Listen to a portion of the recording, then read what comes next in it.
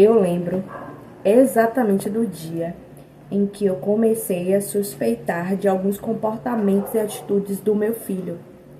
E naquele momento em que eu estava ali imersa na dúvida, me veio também a vontade gigante de tentar entender o que era que estava acontecendo, o porquê daquelas atitudes que para mim naquela fase era inesperada, até porque eu já tinha experiência e me senti perdida naquela situação. Hoje eu vou compartilhar essa nossa trajetória até aqui, essa nossa jornada. Então, se você é mãe de uma criança que suspeita ser uma criança atípica, me acompanha nesse vídeo para saber um pouco como está sendo, como foi desde o início a nossa jornada, para que você também não se sinta só.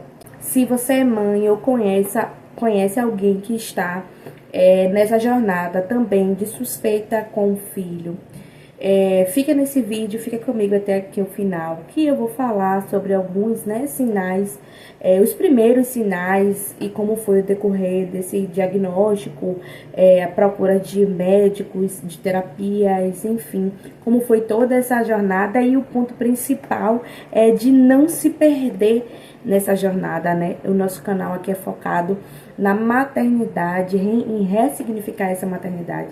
E é muito voltada no você se encontrar, né? Em você achar aquela mulher que existe dentro de você ainda no meio da maternidade, que seja algo que às vezes ocupe muito do seu tempo, do seu espaço, da sua vida atualmente. Então, nesse vídeo, eu vou falar justamente sobre isso, o enfoque desse vídeo, para além de compartilhar a minha experiência, a minha jornada, é fazer com que, assim como eu busco diariamente fazer a minha jornada, a jornada dos meus filhos, do meu filho, que seja mais leve, para que você também se espelhe e acredite de que também é possível, apesar dos imensos desafios. O primeiro sinal eu não percebi logo quando aconteceu. Eu só vim associar depois a tudo que estava acontecendo. Mas em um determinado momento da nossa vida, a gente precisou fazer uma mudança, né? O local que a gente estava morando já não era algo que eu desejava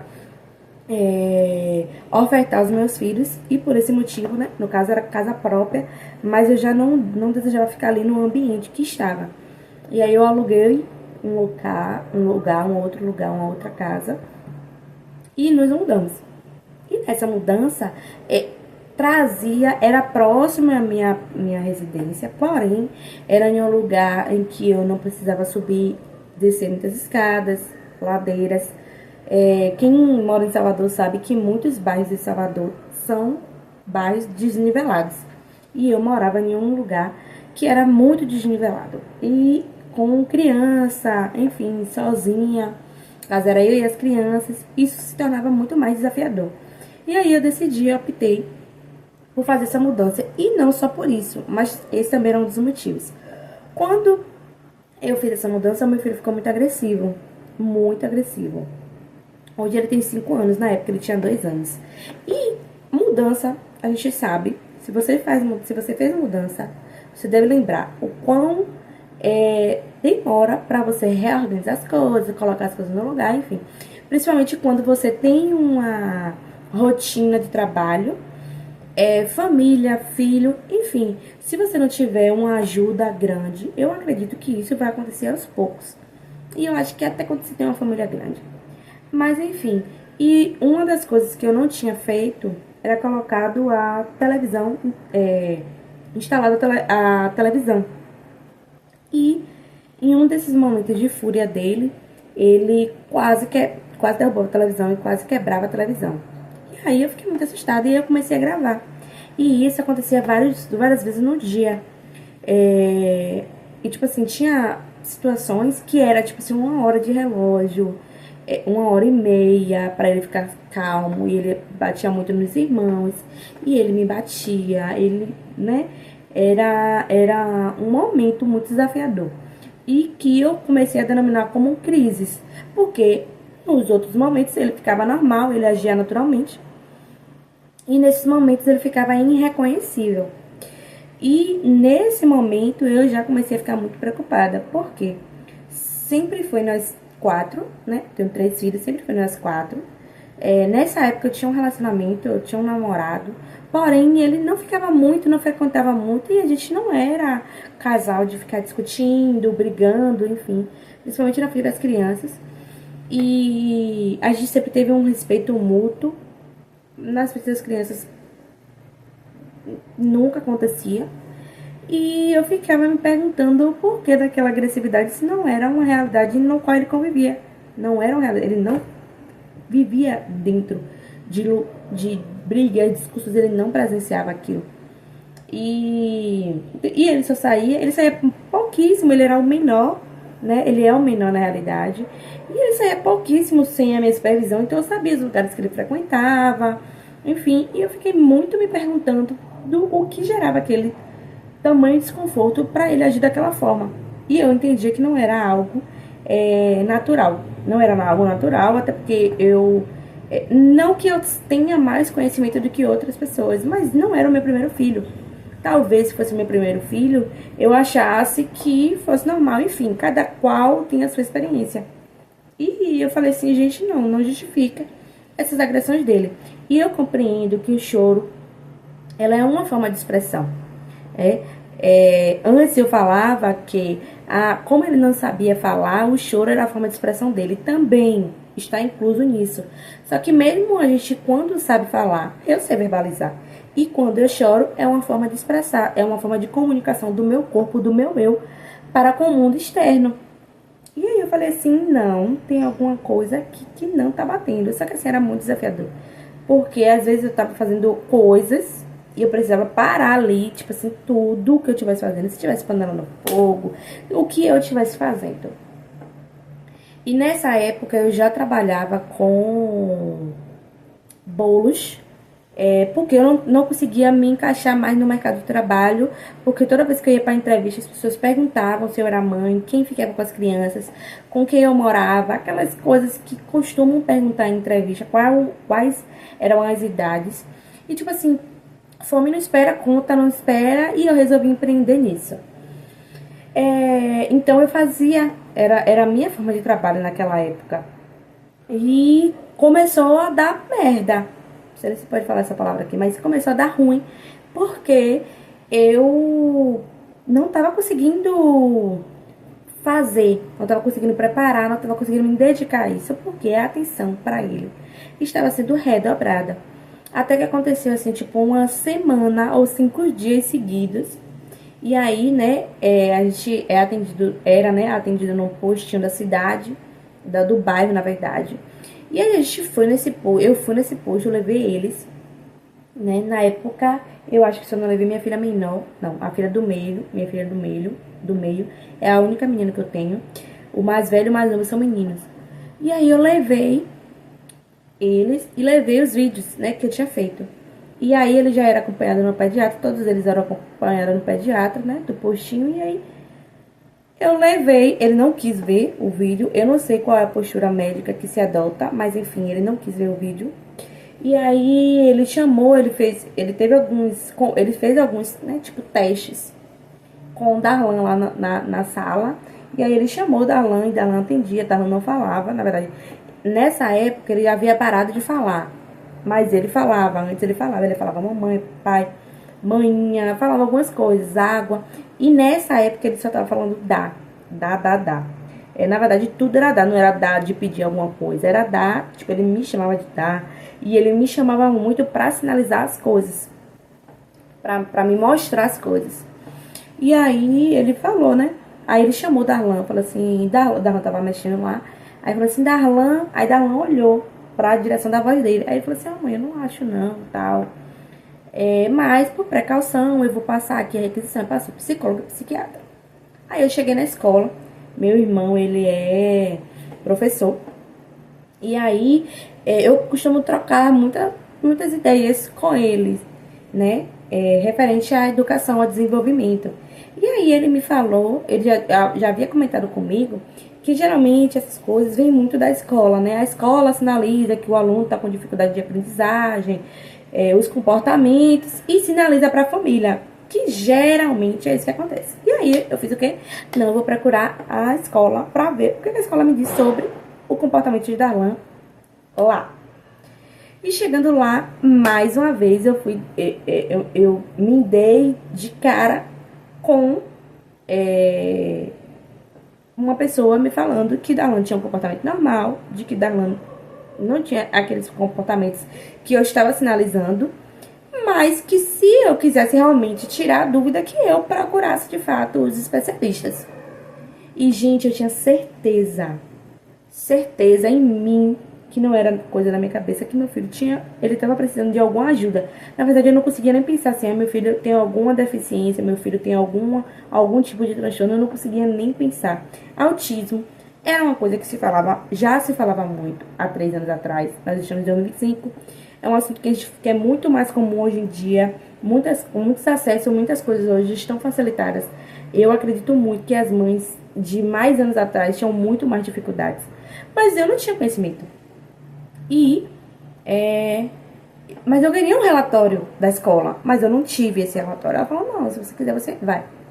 E nessa continuou. E eu não quis falar pra ninguém na minha família. Eu já fazia terapia na época, né? Eu faço terapia vai fazer 8 anos que eu faço terapia. E quando... Aí eu falei com a minha terapeuta, eu falei assim, poxa, Pice, tem alguma coisa ali que não tá certo. Ele tá tendo tal e tal comportamento. Não necessariamente que tá certo, mas talvez pode até ter sido essa minha expressão na hora pra ela. Mas não que houvesse algo de errado, mas que ele precisava de uma ajuda especializada, específica, e que eu não tava sabendo dar. E que eu sabia que não era só questão de educação doméstica de casa, ele precisava de uma ajuda médica. E aí, ela falou assim, Letícia, procure um médico e faça o que precisa ser feito. Procure, faça todos os acompanhamentos e sane suas dúvidas, né? Beleza. E aí, nesse procure, porque assim, não é uma coisa rápida, não é uma coisa que você vai chegar hoje, o médico vai dizer, ó, mãe, você tá certo. E não é uma coisa, pelo menos na minha experiência, não foi uma coisa rápida. E eu acho que isso é até sensato, né? É sensato, essa postura dos médicos. Meu filho levou 2 anos para ter o diagnóstico. Inclusive, quando eu fui pra consulta que houve o diagnóstico dele, eu fiquei surpresa. Eu saí da sala assim, tipo... Assim. Porque eu não esperava. Porque, na verdade, eu esperava que nas 3 primeiras consultas a gente conseguisse. Né? Ele é consultado de 3 em 3 meses. Então, eu achei que, pelo tempo, nas 3 primeiras consultas, eu já teria algum tipo de posição do médico. E sempre tinha investigação, vai fazer exame, vai fazer isso, vai procurar outros especialistas.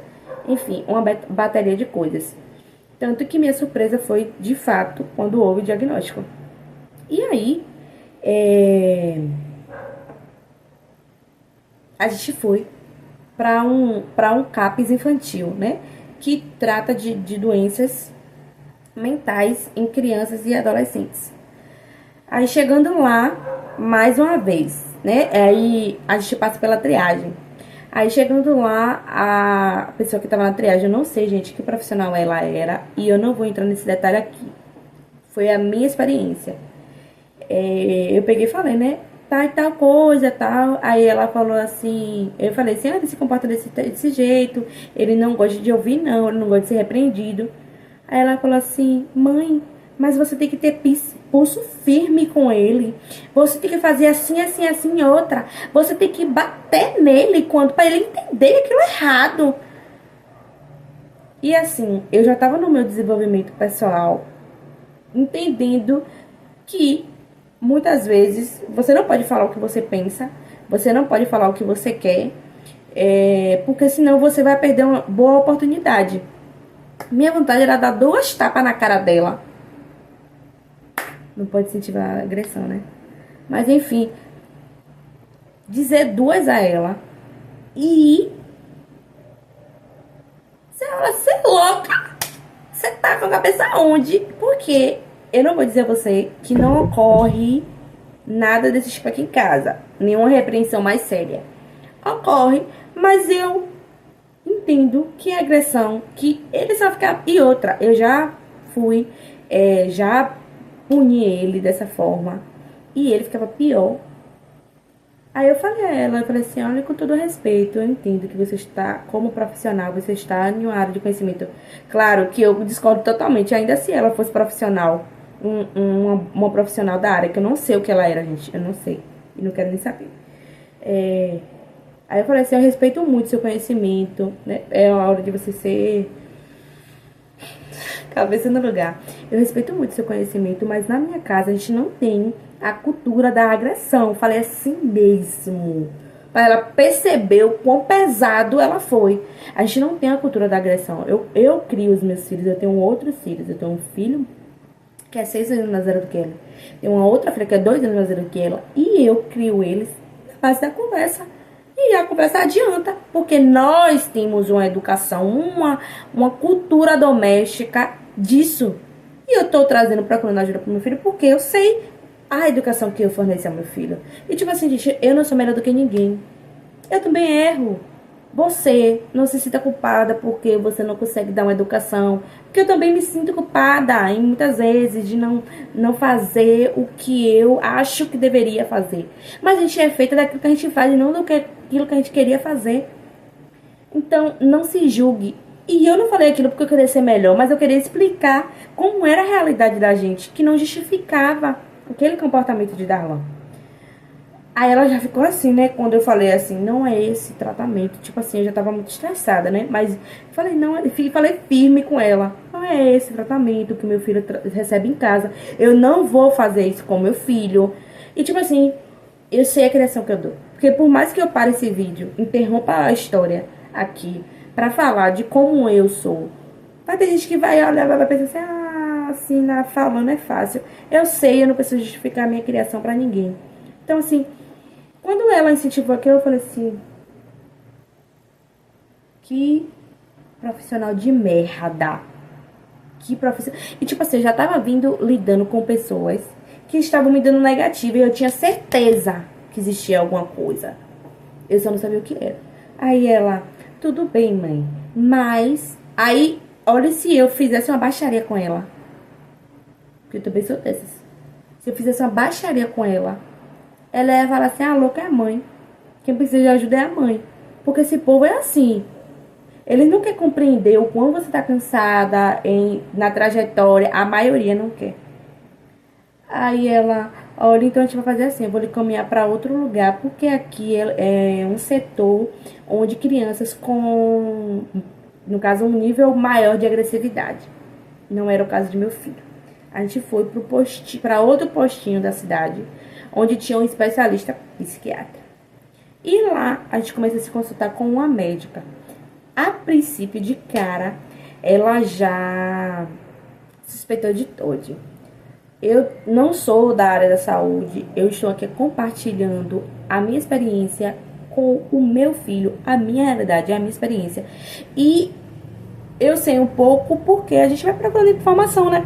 Por mais que a gente não seja da área da saúde, a gente vai procurando informações. E foi isso que eu fiz, né? Tanto com os médicos que os acompanham, quanto com psicopedagogos, enfim.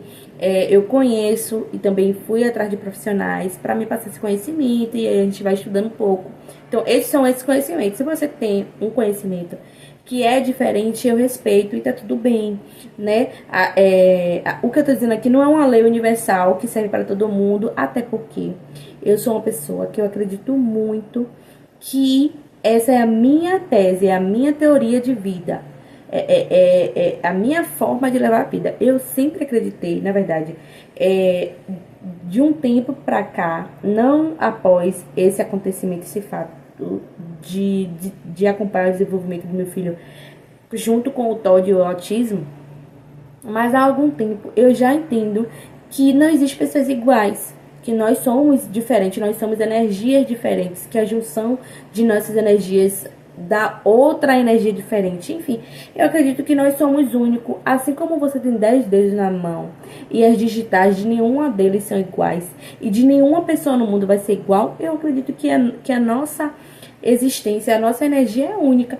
E assim também é com eles, com os autistas. Existe especificidades diferentes para cada um. E tá tudo bem, isso aqui não é uma competição. de alguém que está certo ou de alguém que está errado. Não é sobre isso. Mas quando a gente chegou, que a gente falou, que eu falei, né? Ele ainda tava não verbal. Darlan era uma criança não verbal. E aí ele só sinalizava, só puxava tal. E aí aí ela falou, mãe, vamos iniciar com uma investigação sobre TOD. Eu não sabia o que era TOD. O que é TOD? Aí ela falou, transtorno opositor desafiador, e falou algumas coisas, que muitas coisas eu não lembro, porque em muitas, hoje não mais, mas antes era muito frequente eu ir para as consultas e sair assim, tipo, sabe quando você tem uma chu de informação que você não consegue processar muita coisa, desculpa. Foi assim que eu saí. Eu fiquei assim, Todd. Aí eu fui, né, conhecer, entender quais eram as possibilidades, o que realmente se encaixava. E desde o início, Darlan iniciou tomando risperidona. Ele tomava meia ml, só amanhã. Hoje, enfim. Então, foi um baque. Foi no dia 26 de dezembro de 2022. Então, Aí eu saí de lá, peguei a medicação e comecei a dar. Meu filho não dormia. Na verdade, ele dormia pouquíssimo. Teve dia que deu 3 horas da manhã, 4 horas da manhã, ele não tinha dormido, ele não conseguia me deixar dormir. Porque toda vez que ele via que eu fechava o olho, ele me acordava. Era uma luta, era um sofrimento, e minha família não sabia. Além da minha psicóloga e o meu namorado, que também não achava que não era nada, achava que era tipo assim, é coisa de menino traquina, é coisa de menino mais agitado, é coisa natural de menino. E eu sabia, gente, que não era. Eu sabia, eu tinha certeza. Só que assim, ninguém me dizia assim, Letícia, ele não tem nada, tira isso da sua cabeça. Mas é assim, eu acho que não tem nada, mas se você quiser, você procura um médico, sabe? E aí iniciou as medicações, ele começou a tomar medicação. E, de fato, quando ele começou, desde o primeiro dia que ele tomou essa medicação, ele dormiu. Pra mim, foi a maior... Foi uma sensação indescritível. É uma sensação indescritível. Cada evolução de meu filho é uma sensação indescritível.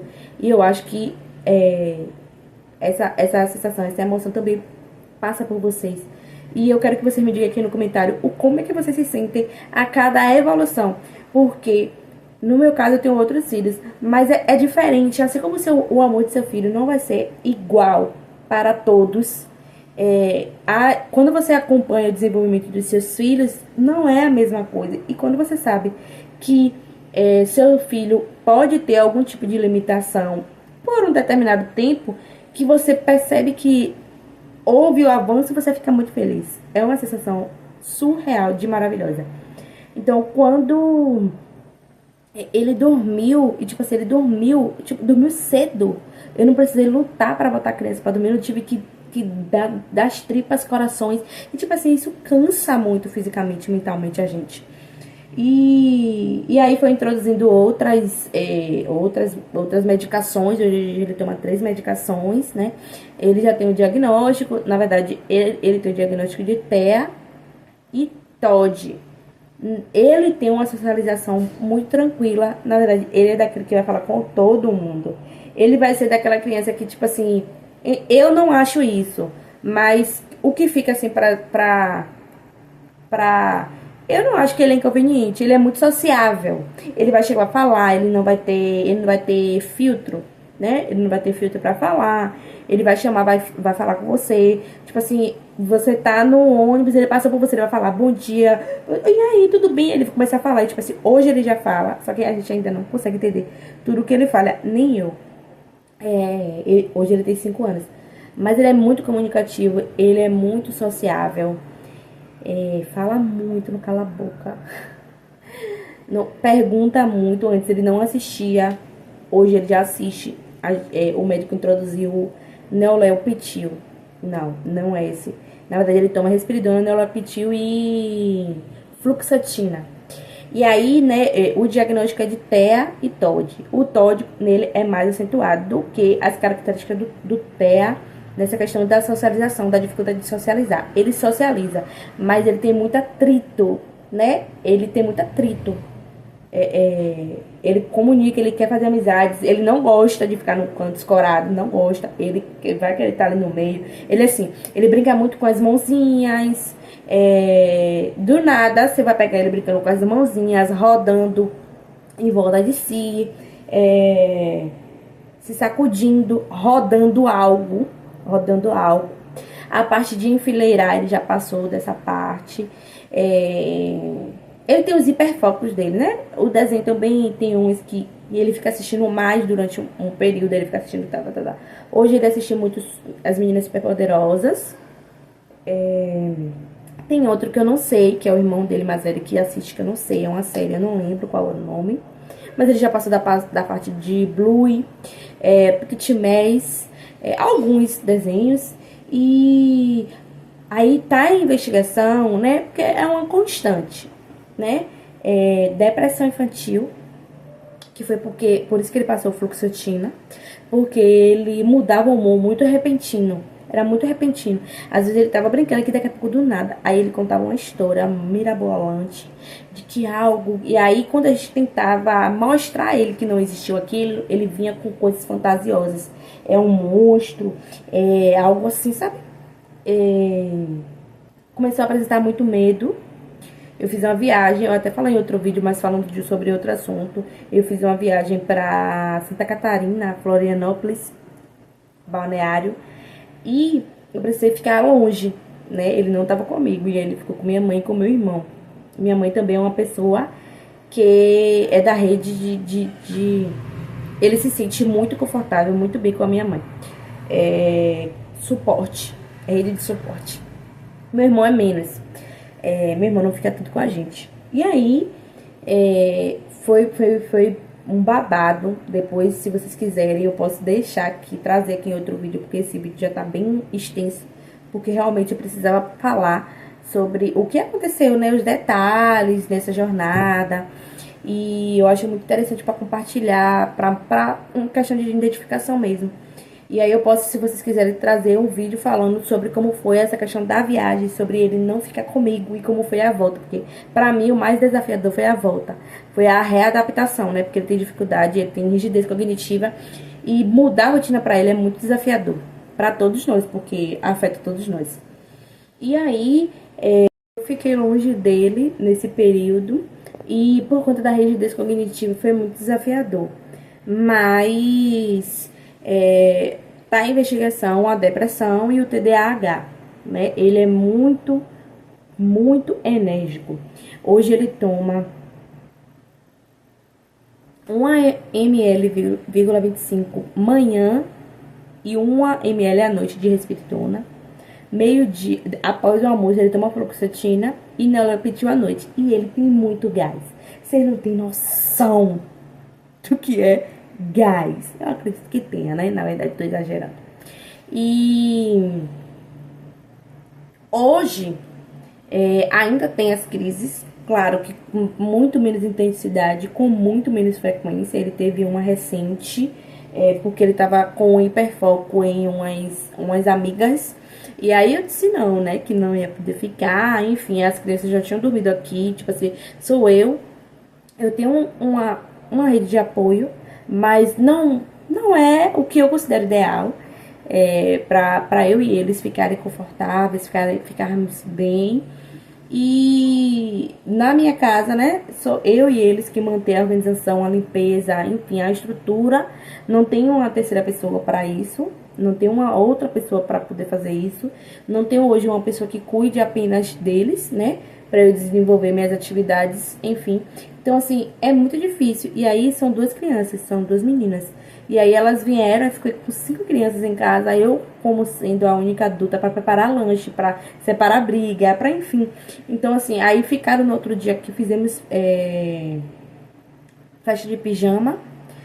Fizemos festa de pijama. No outro dia teve banho, de chuveirão, enfim, foi muito legal. Uma das crianças, ela não se limita tanto ela não queria comer, eu estava preocupada, filho dos outros, que o meu já tem né, mais manejo. E aí ele não quis, aí ele teve uma crise, e aí ele me agrediu muito. É muito complicado, eu estava até falando com meu irmão sobre como eu me sinto quando existe as agressões, né, às vezes de fato, que eu não... Eu tenho já a forma de segurar tal, só que ele tá crescendo muito, ele tá muito pesado, inclusive ele pesa mais do que minha filha do meio tem 7 anos, pesa mais do que ela. O que eu já conversei com os médicos também é natural por conta da ansiedade. A medicação, né, também gera essa questão da vontade de comer.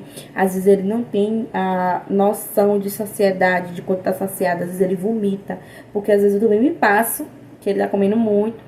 E aí já aconteceu hoje menos, mas quando eu comecei a pegar esse coisa aí, essa determinada coisa, porque geralmente, obviamente, é natural em um desenvolvimento, na verdade, em toda a nossa vida, até quando a gente é adulto, vai acontecer mudanças e às vezes a gente não espera. Com criança acontece com muito mais frequência, principalmente quando logo nasce, né, vários status de desenvolvimento. Com o autismo também acontece. Então, assim, acontecem mudanças. E aí, às vezes, a gente não tá esperando. E quando acontece, de fato, e aí ele muito coisa, aí ele cospe você, ele bate você, e aí eu tenho que segurar mesmo, segurar mesmo. E aí é muita força, inclusive aqui foi uma dos lugares que ele conseguiu me machucar, enfim. Ele já deu uma cabeçada no meu nariz, eu segurei ele por trás, e aí hoje eu já sei, depois da pancada que eu tomei no nariz, eu já sei que eu tenho que botar um jeito que ele, mas às vezes ele bate a cabeça aqui, na clavícula, enfim, ele vai tentar lhe agredir de alguma forma, ele cospe, e aí, enfim, quando vem as vias de fato, geralmente eu fico muito tensa, eu fico muito, assim, o pós. Eu fiquei 3 dias com meu braço sem conseguir fazer isso aqui, ó. Por quê? Doendo muito, de ficar segurando ele, Às vezes eu coloco no chão, eu fico segurando no chão, porque senão é ele... Porque assim, ele dá murro, e aí ele perde a noção da dor que ele sente no corpo dele. Ele dá murro em parede, ele dá murro em portão, o que tiver, ele vai sentar uma madeira.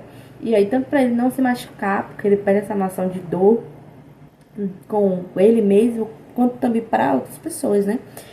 Tenho outros filhos, enfim, animais, se estiver perto, ele vai bater, ele vai agredir muito. Eu fico muito reflexiva sobre a questão do futuro, mas aí eu me trago, né? Eu faço terapia, que bom que eu faço terapia. Me trago para o hoje, para essa realidade, e que isso não precisa se perpetuar, de que vamos encontrar maneiras de que ele se mantenha calmo e de que um dia de cada vez, né? Eu acho que esse é o mais importante de tudo, é lembrar que é um dia de cada vez. E eu sei que essa jornada pode ser, na verdade, é extremamente desafiadora e em alguns momentos muito pesada, mas que a gente consegue sim, se conscientizando, elevando a consciência de que isso pode ser uma jornada leve, uma jornada com amor, uma jornada que a gente não precisa se anular, que a gente deve se acolher, de que a gente deve lembrar de quem nós somos, dos sonhos que nós temos, dos sonhos que ainda falta realizar e se priorizar, ainda que a gente entenda a necessidade de ter uma pessoa ali para a gente orientar, para a gente direcionar de uma forma mais acentuada, mais junto, talvez por um período maior do que uma criança típica, mas que a gente não se anule, que a gente tenha força, porque a gente tem essa força, a gente cria estratégia para ter essa força, para se manter, mas não apenas olhando para eles, mas também para olhar para a gente. Se você também está nesse processo de suspeita ou conhece alguém que suspeite que seu filho seja uma criança atípica, compartilhe esse vídeo e eu quero que você deixe aqui nos comentários, me conte qual foi o primeiro momento, atitude, impacto que você teve de você pensar assim, nossa, eu acho que a minha criança tem alguma necessidade diferenciada, que eu preciso olhar com mais atenção, com mais carinho, e lembrando que a gente está junto nessa jornada. para que essa jornada fique cada vez mais leve, para que a gente se apoie, que a gente se encoraje, que a gente lembre que nós somos mulheres, que nós somos seres que temos sonhos, desejos, encantos e que a gente não precisa se anular. Lembre-se que você não está sozinha. Obrigada por assistir até aqui o meu vídeo. Até breve.